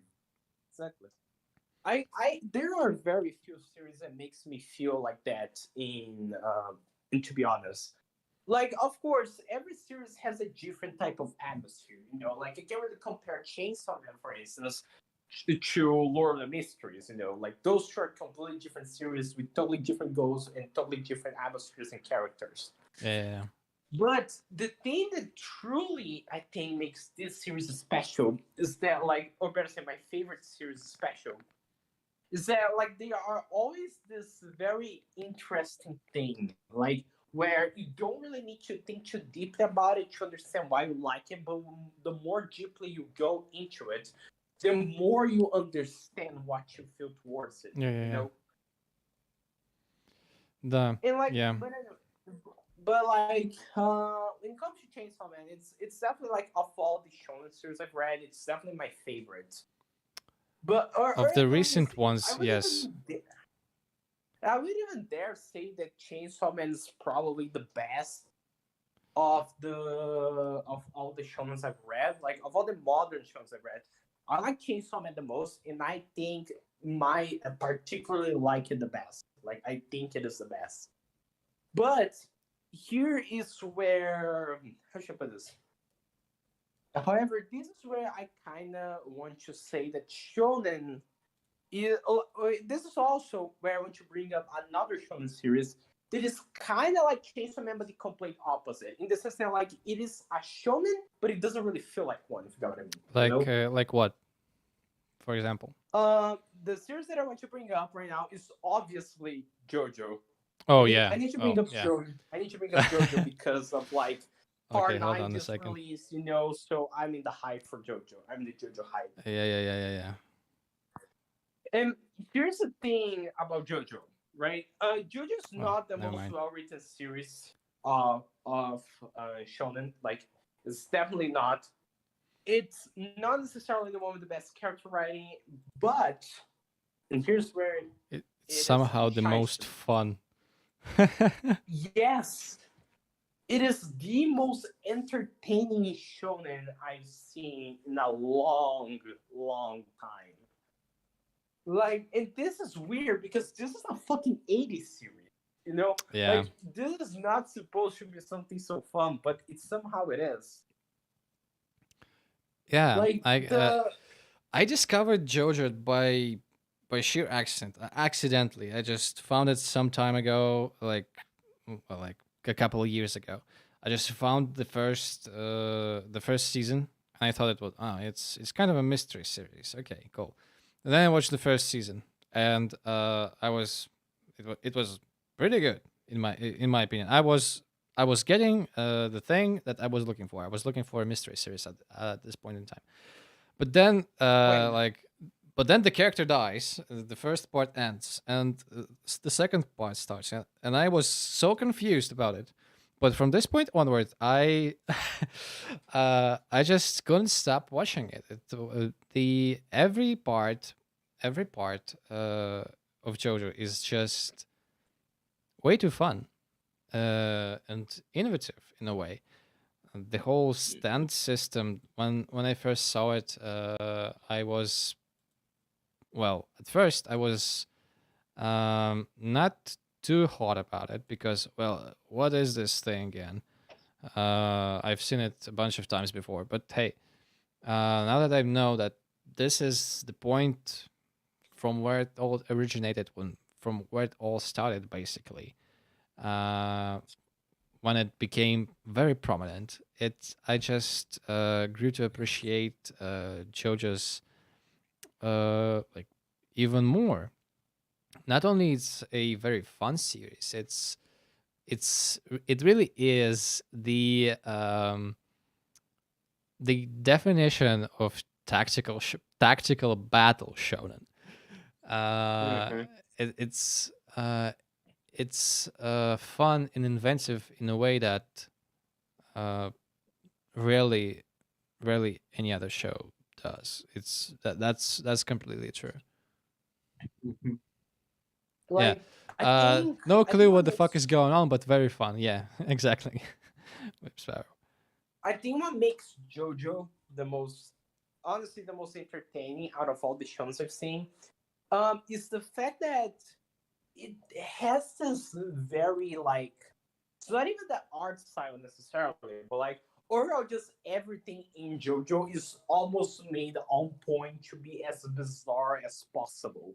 Well, yeah, Like, that's like and, this is the part of the name. This is JoJo's yeah, Bizarre exactly. Adventure. That is It's not part of the name, JoJo's it, Bizarre Adventure. But it's like, not JoJo's that is the thing. slightly weird adventure. It's JoJo's Bizarre Adventure. Yeah, That's, exactly. But again, that is one thing that I like about the series. Like the title is it basically tells you everything you need to know. yeah, It's about a guy named Jojo in Bizarre Adventures. Like Bizarre Adventures. And that is what makes JoJo, I think, work so well. Like it's a simple, straightforward series, but it's simple and straightforward in the best way possible. that's true. That's true. I totally agree with that one. Yeah, like it's almost like amazing in my eyes how much JoJo, although it does not is although it is not the best written series, and far from the most and far from the like the most, how to put it, It's far from necessarily the most. It's just not that. All right, how'd you put this? Okay. I'm looking for the words, but I can't find. All right, but what I want to say is It's that, a like, very fun despite series. all the flaws that JoJo has, it still has so it still feels so fucking unique, and that is kind of amazing in some ways, considering how old the series is. Yeah, that's true. Well, Like, and it it's both old and fresh at the same time. It's just, I mean, the thing that each new part is a different kind of story. It's in different genres, in slightly different art styles, with slightly different themes, but each time very fresh, very exciting, and most of all, most important of all, very fun. That's uh, this is almost this is impossible. Basically, that's impossible to do unless the story is a fusion story or an almanac collection type of story. But somehow JoJo makes it seem like like like just a natural progression. It's a story progression that doesn't really appear a lot uh, today. Just I can't remember any series that has this type of lineage progression at this point, except for JoJo, and does it well. There are some, you know, I definitely know that there are some examples of this sort of story progression, but JoJo just does it the best. It's just so natural. It's like, I don't know. The closest example that I may have is like um, traditional Marvel and DC comics, like the not the recent ones, um, because well, the when JoJo plays with the idea of lineage and inheritance of responsibility in some sense, uh, the whole multiverse thing about what Marvel and DC is also kind of the same. Like you have basically the same character multiplied over an infinite amount of possibilities, and then yeah, it kind of has the same feeling in a sense, not completely the same, but the inheritance of both style and characters doesn't reflect on the development and direction of the story, uh, which JoJo does really well. It transitions from one part to another like no big deal. So yeah, this is awe inspiring. When I first discovered it, when I first discovered JoJo, it was like, wow, dude, I've never seen anyone do this exact thing uh, before. So yeah, that's that's kind of where I'm at. Yeah, I agree. Honestly, like JoJo is just so, how to put it. It's it's like, I won't say that JoJo's like JoJo's perfect or anything of the sort. But like JoJo is just so, like, it feels like it feels like JoJo is on its own state of mind, if you get what I mean. You know, like Yeah, it does not like as I said before. I think JoJo, one of the things that makes it work so well is that it does not feel like a shonen, like, at yeah, all. true, true, true, Even true. though it is blatantly a shonen, Yeah, this kind of makes me excited a lot for part 7, because from what I understand, part 7 and 8 and 9, they are straight up seinen series. They are seinen yeah, yeah, battle yeah, yeah. series, to be more precise. But this Very also different. makes me scared because I don't want the anime to censor anything. Yeah, that's kind of. The anime is so good. Like manga is great, but the anime is so fucking good. JoJo Oh yeah. anime adaptation is like peak is peak anime in almost every single fast. It's you can see that the production values are not too crazy, like but the art style just carries it so hard. Like Jesus Christ. No, And the early actually, the openings thing that and the part 6 opening as well as as the first 3 openings are just also like it just these openings alone justify the existence of the anime adaptation for JoJo, like straight up. Mhm. Yeah, I agree. I agree. I think what makes JoJo in particular like so fucking good is the whole fact that like how to put this.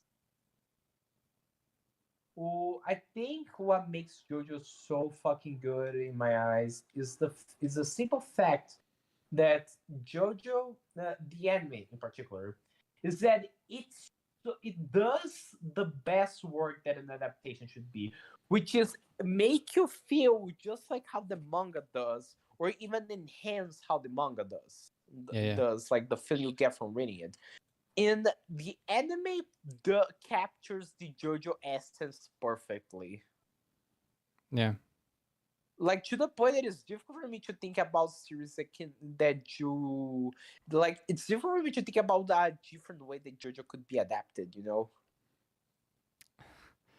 JoJo can't really like be adapted into anything else except I don't know. Video games are like the most obvious uh adaptation for JoJo. Like, but I don't yes. feel like it's a great fit for the story necessarily because it's you can probably some arcs you probably can adapt to to be really good, but they will all be different sort of games. Like for example, you can adapt part 4 into being a battle mystery detective sort of game, when you need to find clues and channel spirits or whatever, make it look really interesting from that angle. But they just as stories, that just that stories that JoJo tells, they don't really fit neatly into any category. They develop in their own mysterious ways, like not so mysterious, but well, they do change. Each story does change drastically in tone, um, uh, like during its course. Like almost every single part, I guess, with probably part 1 being an exception. Um, they shift Mhm. tone so often, and introduce new rules and twists. Rules and twists. Oh, on a pretty regular basis. So I don't I don't see how it could be actually adapted with game mechanics and whatnot. The fighting games are good though, so that's fair Yep. game. Yeah, Yeah, I agree.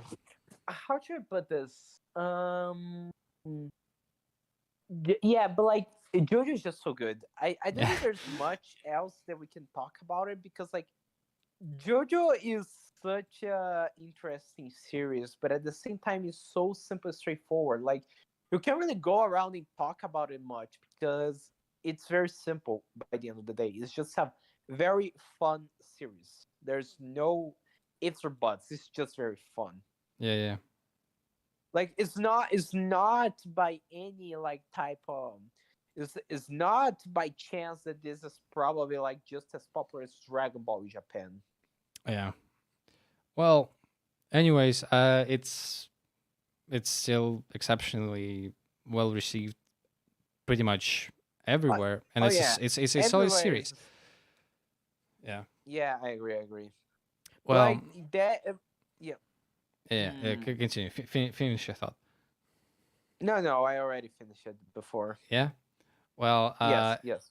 I guess because well, I I as well finished my thought already, and I think that's pretty much it from me from the reading club that we hosted today. Um, and probably we can share some closing thoughts on shonen in general, if you want, Lada. And after All that, we right. will probably finish the stream because All it's right then. I need to. Because I Uh, really only yeah. have I only have one thing to say about shonen in general, and that is like it's so hard for a shonen series to get what makes shonen special. If you got what I mean. Yeah. Because like I think what makes shonen special is not necessarily like the how to put it. It's not the action, it's not the characters, it's not the stories overall. I think what makes shonen in particular is special is the vibe of it, if you get what I mean. Like Well, yeah. shonens Uh, have this very light-hearted, but at the same time, like they have this very light-hearted vibe most of the time, if you get what I mean. Yeah. However, here's the thing: the vibes of each shonen will be different, of course. And how should I put this? I think what I want to say is that like every shonen, I feel like for more than you want to like you want something similar to a shonen. I think what makes this genre, well, not really a genre, but like what makes shonen work is that each shonen feels so distinct from one another, you know? Yeah. Like they all revolve around action and battles most of the time, but overall they all just feel very unique. True. And that is like what makes I think shonen so good. It's not the how to put it. It's not really like the the tropes, honestly, that makes it special. It's not necessarily like the writing that makes it special. No, I think what makes shonen special is because there are so many unique shonens we to this day that makes it kind of work.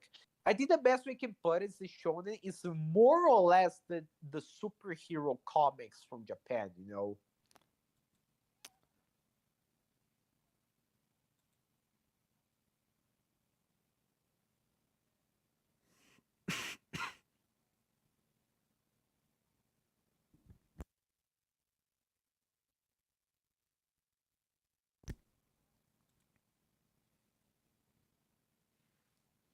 Yeah.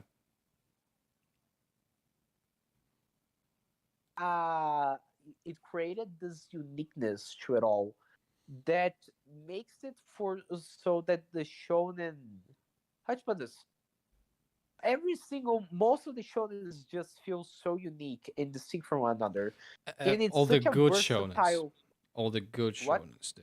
All the yeah good all the good shonens do feel shonens. unique.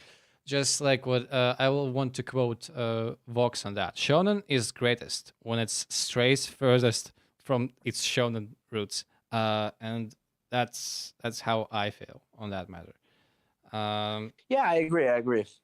Like, I think this goes for almost any shonen, but like, it needs to be unique. You know, like yeah, it can't like it doesn't necessarily need to be like how to put this. I don't want shonens to be like isekai. You know, where like every single one is just the guy reincarnated as something else. Like sometimes it's like sometimes as a baby, other times as a as a refrigerator. fridge. Yeah, No, yes, uh, exactly.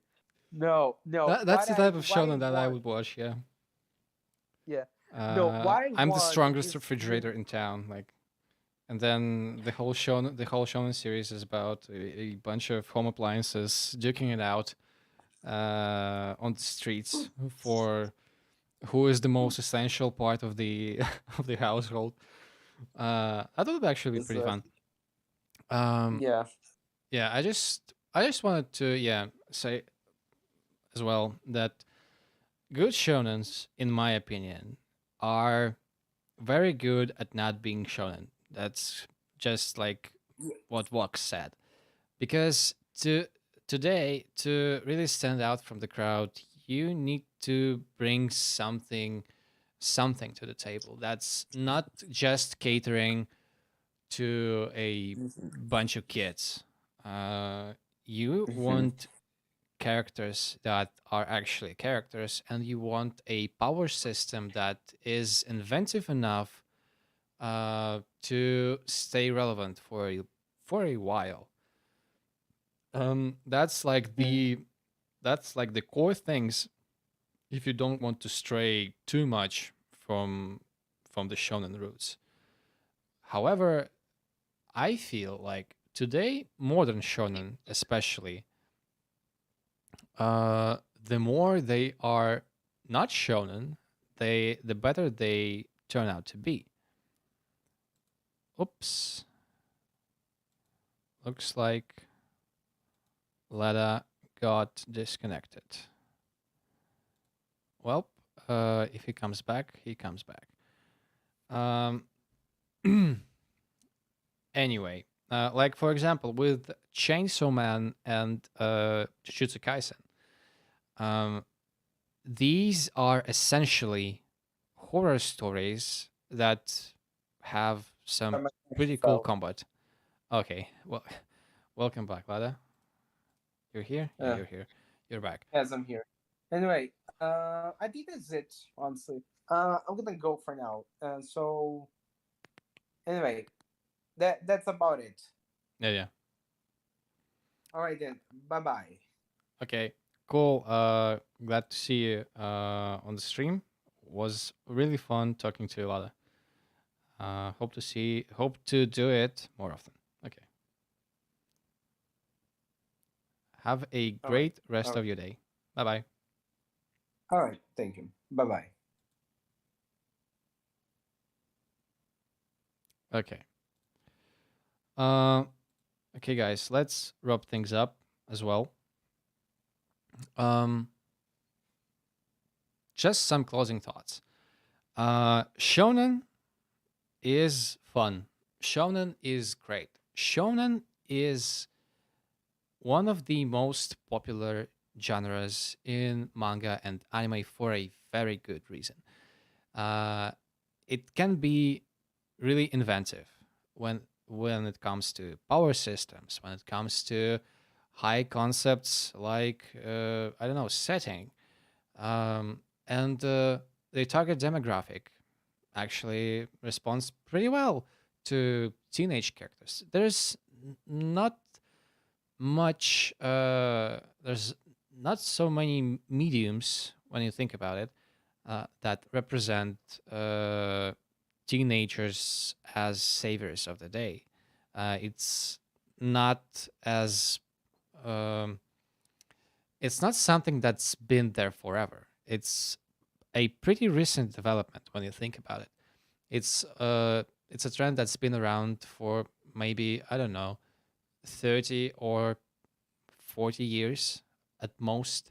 Most of the time, your heroes were competent men who are in their 20s, 30s, sometimes even 40s, like James Bond, Indiana Jones, and so on and so forth. And Shonen, in this regard, brings a very fun dynamic to the table. It brings teenage characters and teenage heroes to the forefront of its narratives and creates really inventive power struggles and power systems within that drive these power struggles. Um, and it's been around and it will be around for a while.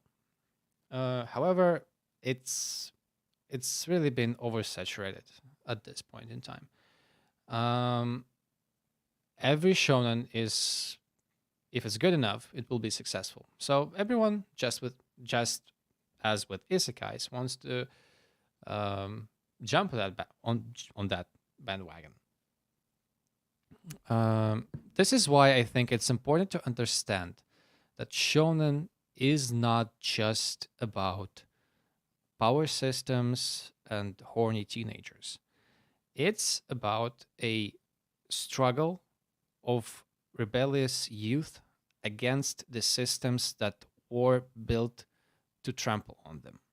This is what teenage representation in media uh, actually hinders on. This is the theme that the theme that teenage media represent, and this is very, very important. Uh, so I implore you to read and watch good shonen that will not that will not cloud your judgment on teenage problems, and will not oh, having no dad, yeah, that will not teach you how to not have a dad. That will actually, you know, give you some insightful ideas, some inspirations, because this is why we read. This is why we tell stories. This is why we consume them, to get inspirations and to um, have to realize new goals for ourselves. Today's examples were not the best, but also were not the worst. Summertime rendering turned out to be a disappointment. Uh, Pandora Hearts, well, if you are a sommelier who enjoys older series, then this is the series for you. And well, with New Saga, I just recommend you to wait until July and watch the anime. It probably will be better. With this, thank you for watching. It's been Denon. Take care and have a good day. Пока-пока.